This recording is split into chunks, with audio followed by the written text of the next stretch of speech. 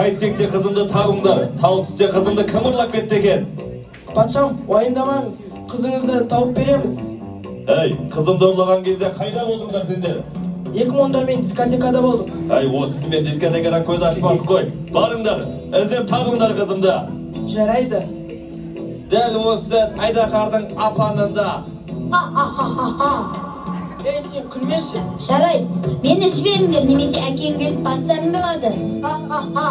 Бұл күлетін нәрсе емес, серьезно басталады. Жарайды. Ей, айдақарлар, патшайымды жіберіңдер, Айтпесе не болады екен? Ештеңе. Менде бір идея бар. Біз екеуміздің мұны Айдақарға күшіміз жетпейді.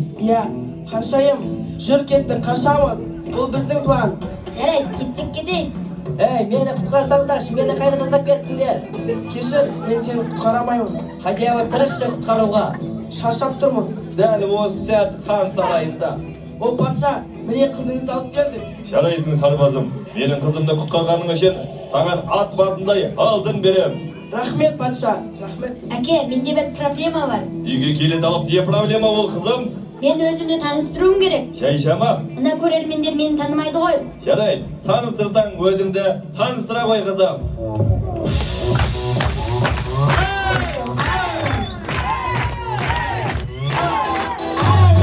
Алдында тұрған сұлу перудің балқасы, тыңдаған әнімді жіберме жанымды жұлдызы. Қызылорда мекенім менің туып өскен жерім, тыңдатқан ізденған жерім. Жасымды сұрасам сендер біліп алған іште, өнерге жақын қызбын ән айтсалар тоже менде. Байқауға қатысу себебі түсінін білсең де, айтшы досым сенде. Перудің сұлу қызы, ол мен. Перудің сұлу қызы, ол мен. Танымасаң танып ал, атымды сен жаттап ал. Танымасаң танып ал, атымды сен жаттап ал.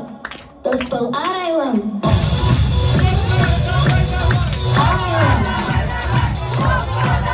Дос бол арайлым.